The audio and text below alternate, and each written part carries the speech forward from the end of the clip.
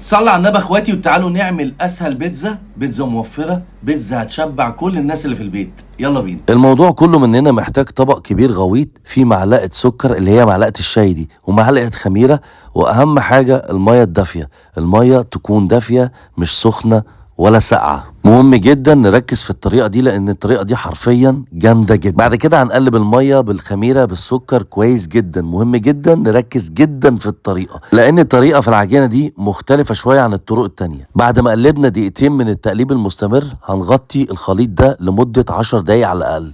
بعد كده هنفتح عليه الفوطة ونبتدي نحط عليه مكونات تانية اللي هي علبة زبادي عادية او بلدي مش هتفرق، ربع كوباية من الزيت، وهنكسر عليهم بيضة. ملحوظة مهمة لكل اخواتي اللي بتتفرج عليا، المقادير دي مقادير بيتزا ممكن ياكلها 3 اشخاص مع بعض. هنقلب الخليط كويس جدا جدا زي ما انتم شايفين. بعد ما البيض يختفي خالص هنحط معلقة من الملح، ربع معلقة من